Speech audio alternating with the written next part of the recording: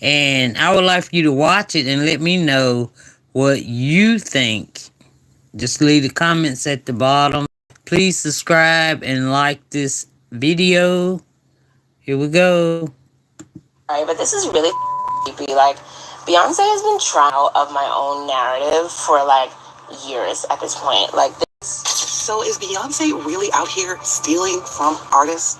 But they just couldn't do it like Tofu Tofu. I said I have to have those young guys fly to wherever we are, and they have to teach us the choreography. Ain't nobody gonna want us to go to their shows, Frank. Well, because we gonna say everything. Say, hey, great show.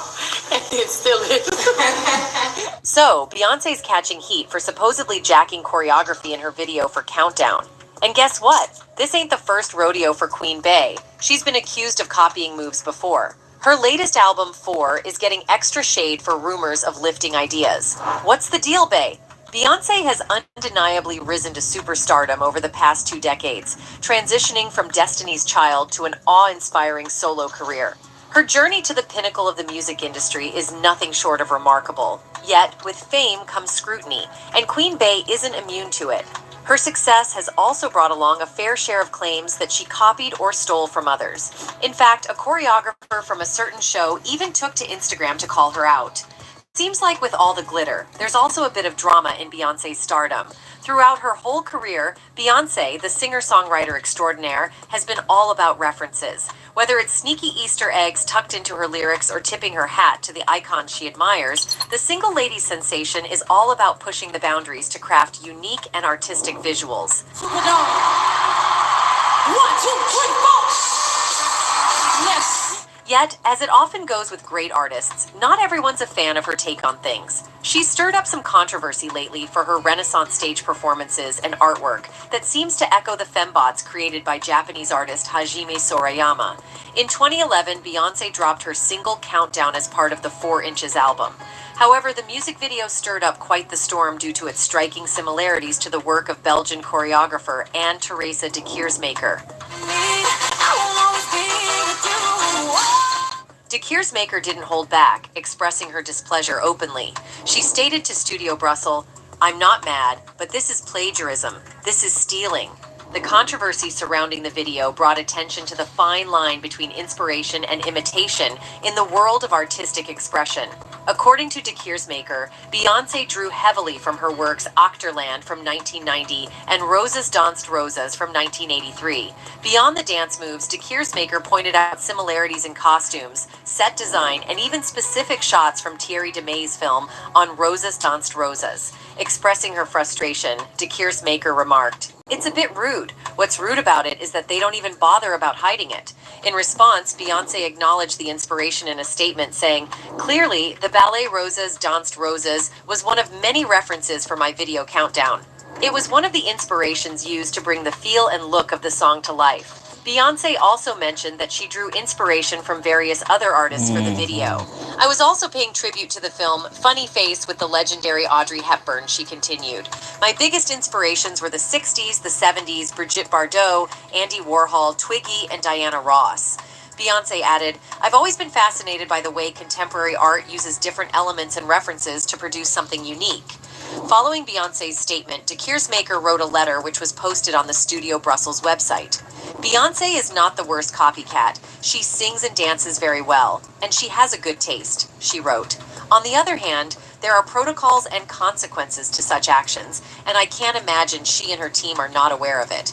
De Keersmaker also said her choreography felt out of place within a pop music video. In the 1980s, this was seen as a statement of girl power, based on assuming a feminine stance on S-expression, she wrote. "I was often asked then if it was feminist. Now that I see Beyoncé dancing it, I find it pleasant, but I don't see any edge to it. It's seductive in an entertaining consumerist way." In 2016, Beyoncé was under fire again for allegedly stealing from another artist. Choreographer Marlon Oritz took to Instagram to accuse Beyoncé of stealing moves from her troupe's show De La Guarda. "I'm sorry I don't bash artists, but I respect fellow creative artists, and don't like to use social media to promote something that can be perceived as negativity," Oritz began her Instagram caption. "Beyoncé, you have the nerve to steal exact concepts and choreography from other real creative geniuses," she continued.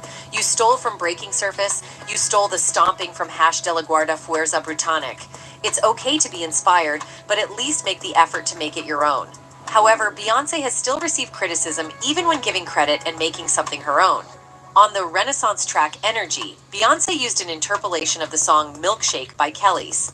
Towards the end of the song, Beyoncé sings the familiar La La La La La part of Milkshake. However, the new version of the song has removed those vocals from the track due to Kellis's disapproval. Kellis is not credited as a producer, composer, or lyricist for the song. The song Milkshake is produced by Chad Hugo, Pharrell Williams, Rob Walker, and the Neptunes, with Hugo and Williams being the lyricists and composers. Kellis is acknowledged as the performer of Milkshake. Additionally, the credits for Energy no longer attribute Hugo and Williams as co-writers of the song. Drama has surrounded Beyoncé's upcoming album Renaissance, with singer Kellis expressing frustration over an alleged unauthorized sample. Kellis claims that Beyoncé sampled her song Get Along With You from the 1999 album Kaleidoscope for the track Energy without seeking permission. Adding to the controversy, Kellis asserts that all parties involved in the original 1999 single were aware of the collaboration, but did not receive any communication about the sampling. The reality is that my real beef is not only with Beyoncé, because at the end of the day, she sampled a record, she's copied me before, she's done it before, so have many other artists. Kellis was alerted to the sample by a fan who tagged her cooking account to congratulate her. However, instead of feeling honored, Kellis was shocked and upset. She expressed her disappointment, stating, "My mind is blown too because the level of disrespect and utter ignorance of all three parties involved is astounding." Kellis further emphasized her frustration, highlighting the lack of communication and integrity in the music industry, claiming that some individuals lack soul and deceive everyone involved. According to Tidal, the Kelly's track is said to be written by Chad Hugo, Pharrell Williams, Rob Walker, and the Neptunes.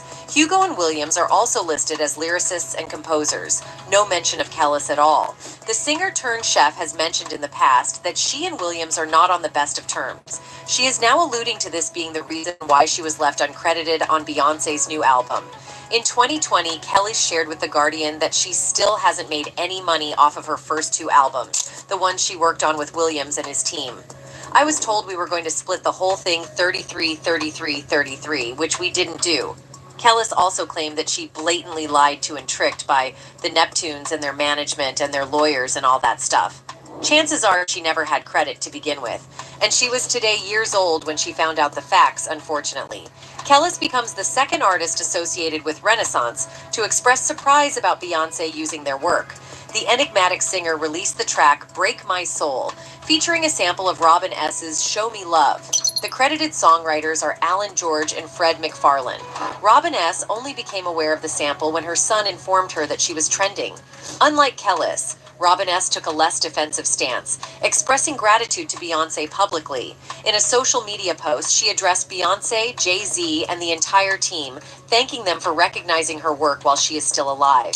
Despite the lack of direct communication, Robin S. acknowledged the honor and excitement of the collaboration and expressed anticipation for future possibilities. This highlights a contrast in reactions between the two artists, with Robin S. showing appreciation for the recognition from Beyoncé. Beyoncé is lucky she is who she is because Robin S. and Kellis are claiming there were no official contracts in place. Kellis is going as far as to say, "It's not a collab, it's theft." This is Beyoncé's 7th studio album, and her fans have been anxiously waiting for something. That being said, a little more dotting I's and crossing T's would be helpful and less scandalous.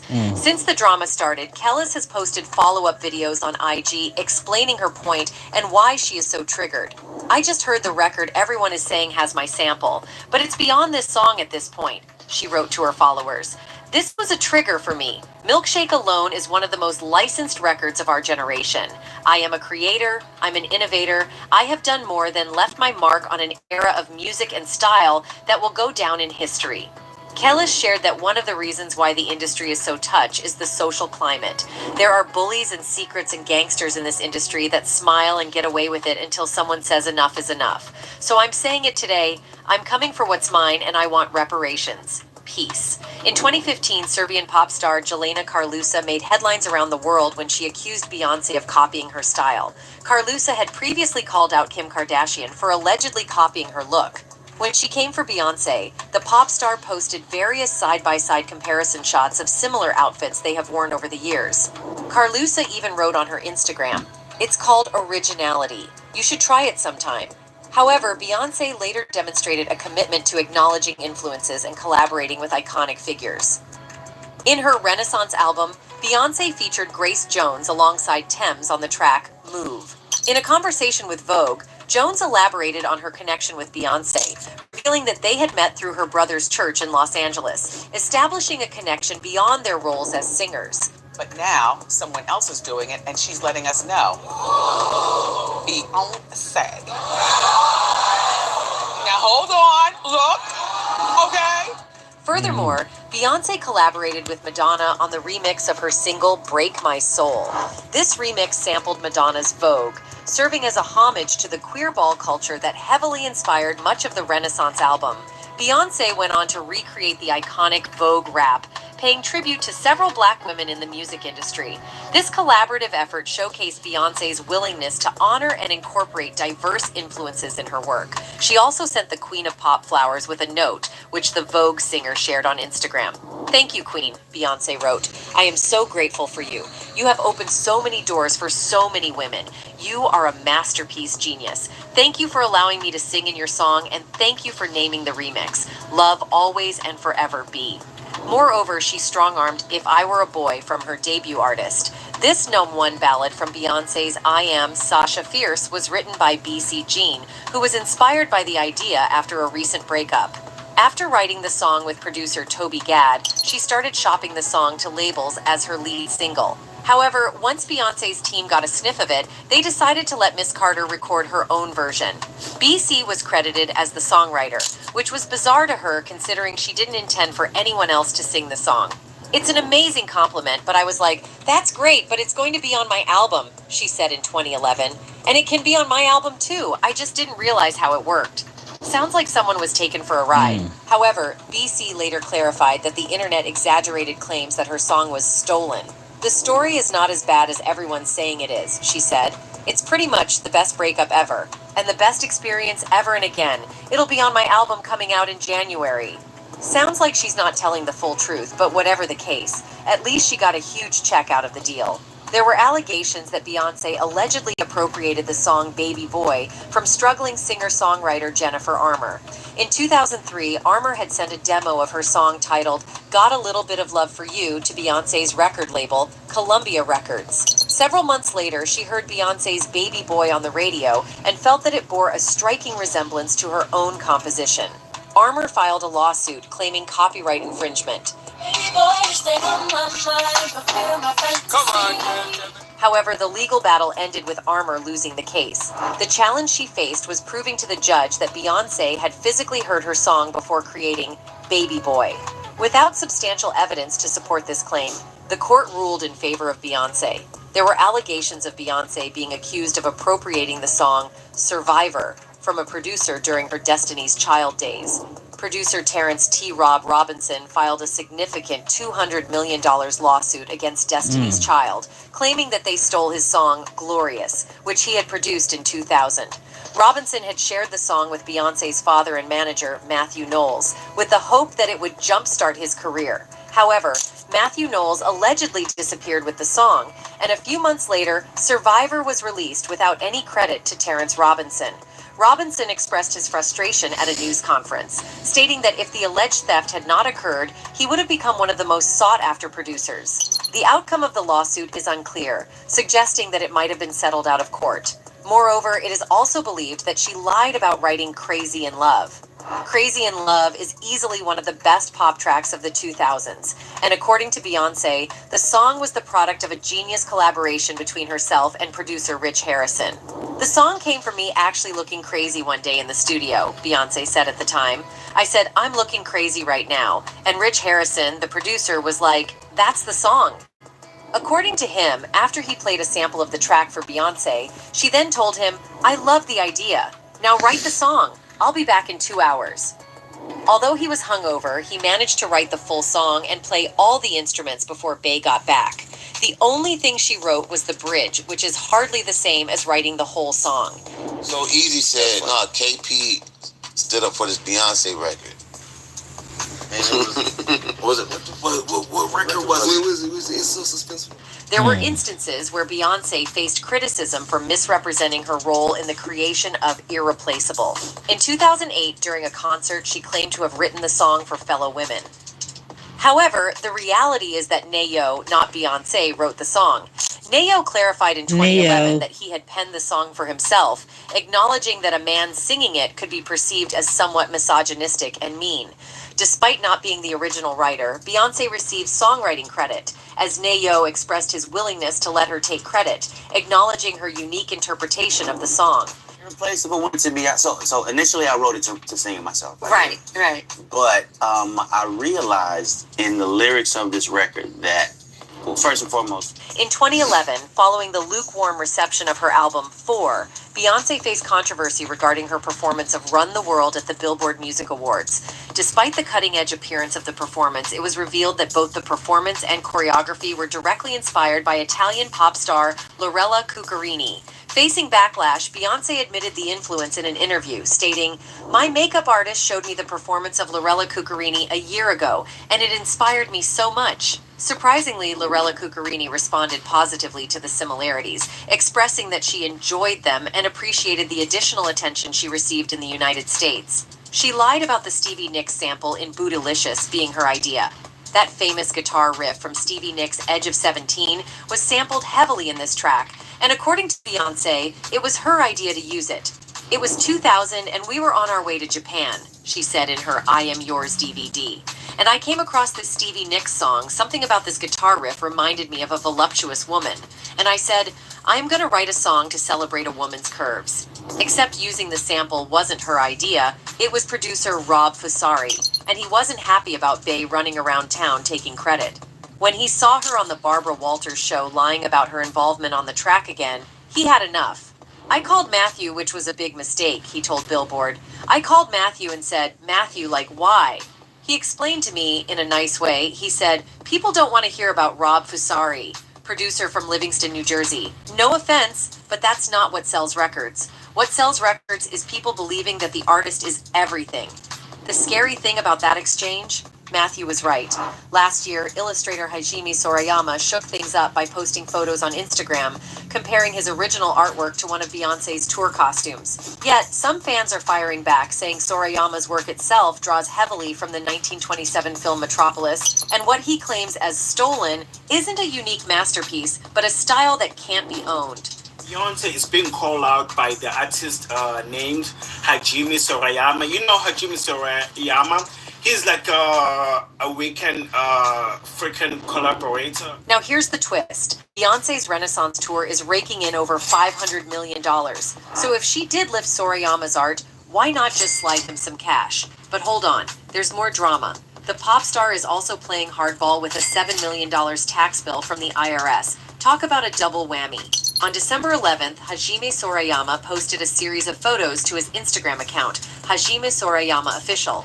The first slide is a picture from the Renaissance tour featuring Beyoncé in a chrome headpiece with small metal spikes sticking out from the side. The second slide is the same image, but on a t-shirt.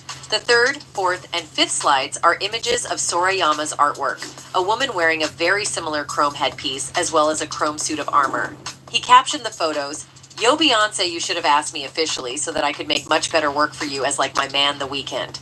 The post now has over 57,000 likes and over 3,500 comments, making it both his most liked post and his most commented on post. It's currently unclear if Sorayama is taking any legal action against Beyoncé. Distinguishing between inspiration and outright imitation lies in the ability to advance the artistic dialogue. Can one infuse a personal touch? Can creativity be elevated and extended to uncharted territories? Consider Michael Jackson, who took James Brown's Shimmy and transformed it into the iconic moonwalk. Similarly, Beyoncé redefined Tina Turner's distinctive figure-flaunting costumes and impassioned performances, giving rise to her alter ego, Sasha Fierce. It's about making the influence uniquely one's own, pushing boundaries, and propelling creativity into new realms. An artist's wellspring of creativity should serve not only to offer insight into their origins, but also to propel the audience towards a curiosity about their future trajectory. Replicating someone else's work without infusing personal perspective or opinion is akin to a knockoff bag from Chinatown, cheap and lacking originality.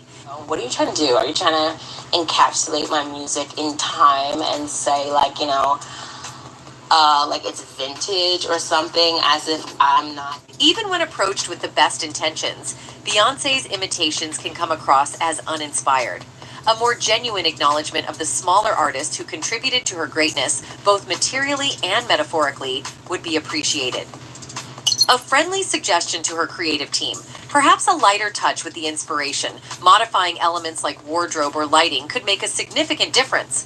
Ultimately, excessive copying does a disservice to Beyoncé herself. Instead of pushing artistic boundaries and fostering growth, she risks becoming a mere amalgamation of others' creativity. In the grand scheme, it's always preferable to be the creator rather than the imitator. Even one of her fans suggested, "This has gone on for a long time." Beyoncé tried it with Sia and Ne-Yo, trying to steal credit for songs they wrote, and they called her out for it. Her ego is way too inflated to think she deserves more respect than an artist who writes their own music. She's a performer, period. No one has held her accountable for her shady antics. Another one added, "Even Ne-Yo said that Beyoncé would change a word in a song to get songwriting credits. I think Matthew taught her how to be a bully in the industry. Also, Beyoncé doesn't write her albums because she can't write them. She doesn't have the most vast vocabulary, which is why she no longer does in-person interviews." One more person wrote, "That's why Ashley Everett wasn't on this tour. She wanted a raise, and Beyoncé said no, after working with her for almost 20 years. And to see that Beyoncé had the budget for 100 different custom-made costumes for her alone, but not enough to pay your dance captain of almost 20 years is insane to me." Moreover, the allegations also include the replication of an entire music video frame by frame for her song Spirit, part of the 2019 Lion King reboot soundtrack. Additionally, claims assert that the song itself, Spirit, has similarities to the 1985 Mike and the Mechanics' hit Silent Running. Specifically, Beyoncé is accused of borrowing extensively from an 18-minute music video created by South African artist Petite Noir, with her version released almost 2 years later. This has sparked outrage and disgust among many online users who condemn Beyoncé's actions as blatant theft, while a portion of Beyoncé's fan base, the Bayhive, has attempted to defend her, asserting that she was offering a gift to Africa. A considerable number of people, especially Africans on social media, are expressing anger and frustration. They are calling out Beyoncé's actions as unlawful and condemning her for appropriating elements from African culture while claiming to contribute to it. The controversy surrounding Beyoncé's recent work has left many questioning her choices and the authenticity of her artistic contributions. The controversy surrounding Beyoncé's alleged copyright infringement has stirred reactions from the Bayhive, with some acknowledging the blatant nature of the infringement, while others attempt to make excuses for her actions. Some individuals, perhaps misguidedly, defended Beyoncé by arguing that her wealth eliminates the need for her to steal, despite the fact that accusations of copyright infringement have been made against both Beyoncé and her husband Jay-Z in the past. In an attempt to downplay Beyoncé's awareness of Petite Noir, one Bayhive member falsely claimed that Beyoncé doesn't know the South African artist. This assertion was challenged by individuals who conducted searches, uncovering a 2015 article in The Guardian featuring Petite Noir and mentioning his connection to Solange Knowles, Beyoncé's sister. The article suggests that the Knowles family is familiar with Petite Noir, providing a potential link to how Beyoncé might have come across his work. I was looking for artwork for the compilation, and I was like, this is perfect. Allegations of not only visual but also musical theft further intensify the controversy. The situation has prompted discussions on social media about the legality and ethics of such actions, with some questioning the authenticity of Beyoncé's creative process. The accusations against Beyoncé for alleged copyright infringement are indeed serious and have been reported on multiple occasions. The claim that she appropriated copyrighted material from a New Orleans producer's album titled Lemonade mirrors the current allegations involving Petite Noir's work. If these allegations hold true, it suggests a pattern of behavior that extends beyond a single incident.